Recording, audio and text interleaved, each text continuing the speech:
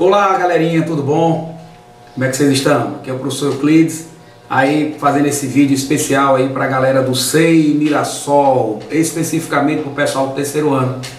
Sei que vocês estão de quarentena, né, em casa, tem que ficar, gente, vamos levar a sério esse momento que a gente está vivendo no país, essa pandemia. Mas eu vim aqui exatamente para discutir com vocês um pouquinho, falar um pouquinho sobre o capítulo 6, né, de História 2, do livro 2, tá? Que o assunto, o tema é sobre expansão marítima. E aí vamos falar um pouquinho aqui sobre a questão da expansão marítima, tá certo? Dê uma leitura lá, chegue lá junto, faça uma leitura do capítulo, e aí a gente vai conversando aqui, tá certo? Em primeiro lugar, gente, é importante lembrar que a expansão marítima, ou também chamada de grandes navegações, foi um fenômeno que aconteceu, o seu auge foi exatamente a partir do século XV, e o auge foi século XVI. A expansão marítima, ela está inserida dentro do contexto principalmente da superação da crise da Idade Média. Está inserida dentro do contexto também do mercantilismo, certo? E colonialismo. Durante esse processo das grandes navegações, durante esse processo da expansão marítima, e você tem exatamente essa questão do colonialismo, né, encontro dos europeus, né, de outros continentes, como o continente americano, parte do continente da África, etc. Falando nisso, até início do século XV, né, havia uma consciência sobre a questão da Terra muito interessante. Acreditava-se que a Terra era plana, né? Acreditava-se que a Terra era muito limitada e que o mar-oceano, chamado de Mar Tenebroso, o Oceano Atlântico, era intransponível. Só que a partir do momento da crise da Idade Média, né, que a Idade Média termina numa situação de crise muito grande, com a Guerra dos 100 Anos, a peste negra, a fome, as rebeliões camponesas, etc. A expansão marítima, ela veio exatamente para superar esse processo de crise, né? Mas não só isso, a expansão marítima, ela está dentro do contexto também da revolução comercial, né? Da expansão, né? Do crescimento do capitalismo, né? Da necessidade de encontrar novos mercados, de encontrar novas fontes exatamente de metais preciosos, né? Inclusive de estreitar as relações comerciais com o Oriente, iniciada desde a época das cruzadas, né? Ali no renascimento comercial e urbano, ali na Baixa Idade Média. Estreitar essa relação com o Oriente, por quê, professor? Principalmente para buscar as mercadorias vindas do Oriente. Mercadorias tais como as famosas especiarias. Tá? E então é nesse processo que a gente vê o crescimento aí, né, desse desenvolvimento da expansão marítima. Bom lembrar a vocês que um dos motivos também era encontrar uma nova rota que levasse para as Índias. Em 1453, houve um acontecimento famoso, que foi a tomada de Constantinopla pelos turcos otomanos. E foi durante esse processo que teremos o bloqueio da única passagem pelo Mediterrâneo que o europeu conhecia. Então, havia a necessidade de encontrar uma nova rota.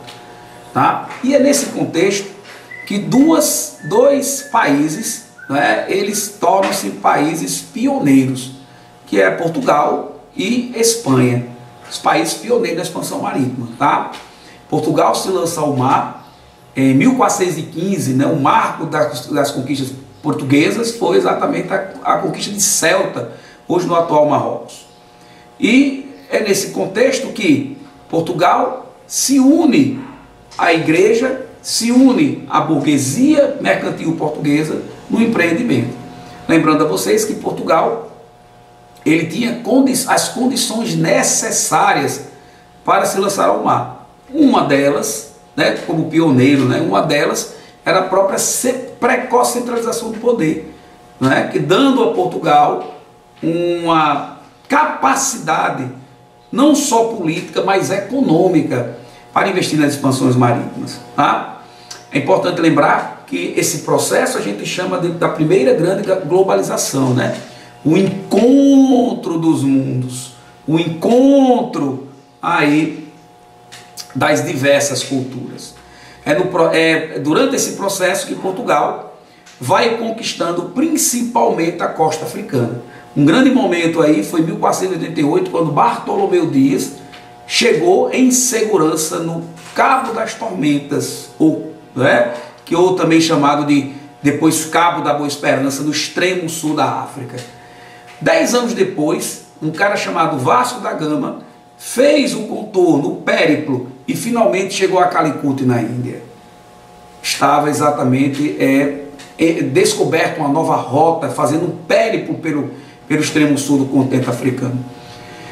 Em 1500, Cabral toma posse do Brasil. Por que toma posse do Brasil?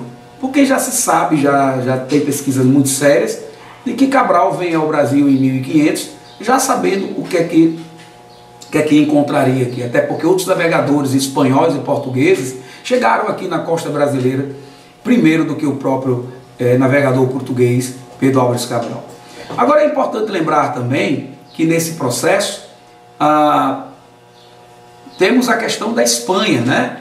1492, Colombo se lança ao mar em direção ao oeste, em direção ao ocidente, visando chegar ao Oriente, né? Colombo tinha a seguinte ideia: a Terra é plana, a Terra é redonda, é esférica. Então, se eu navegar sempre em direção ao Oriente, se eu quero chegar ao Oriente, se eu navegar sempre em direção ao Ocidente, eu chegarei ao Oriente, eu daria uma volta. Teoricamente, Colombo tem razão, né? Ele só não contava com a pequena barreira na frente dele que todo o continente americano, né? Então, Colombo chega no dia 12 de outubro de 1492 à ilha de Guanahani, ou ilha de San Salvador, ali na região do Caribe, ali próximo à ilha de Cuba. Então é importante lembrar essas coisas para vocês. Então, Colombo foi o primeiro navegador oficialmente europeu a chegar ao continente americano. Inclusive, Colombo achava que tinha chegado numa região, num lado muito extremo, né? No lado inóspito do Oriente, tanto que ele chamou os nossos habitantes de índios, porque as Índias era toda a região oriental, chamada assim pelos portugueses. E só quem veio perceber que Colombo tinha chegado no novo continente foi um navegador que inclusive teve aqui no Brasil, provavelmente também com outros navegadores, que foi um cara chamado Américo Vespúcio. Daí o nome América, em homenagem a Américo Vespúcio. Mas, gente, resumindo aqui, eu queria lembrar a vocês as consequências da expansão marítima, que é o que eu acho que é um dos pontos mais importantes. Então, as consequências da expansão marítima, você tem exatamente a consolidação do sistema colonial, né? O encontro dos europeus com outros continentes, né? A consolidação do mercantilismo, né? As trocas de metais preciosos, de produtos, né? Do pacto colonial, né? De produtos que eram tirados da colônia, né? Matérias-primas levadas para a Europa, e o pacto colonial também envolvia que a colônia só poderia manter relações comerciais com suas metrópoles. Também a grande entrada de riqueza, né? Na Europa durante esse período, né? A grande riqueza que vinha exatamente das diversas áreas coloniais, como não só a América, mas a África e a Ásia também, né? A expansão do modo de vida europeu, né? A expansão do cristianismo, aí principalmente pelo um grupo chamado de jesuítas, que vai ter um papel muito importante na expansão do catolicismo, principalmente na América Latina, tá? E também, claro, as consequências para as populações locais, né?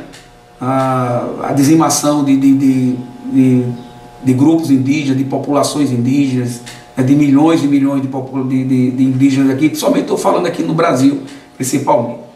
Então, esses primeiros contatos, eles foram vantajosos para os europeus, mas extremamente desvantajosos em algumas situações para a população local, tá?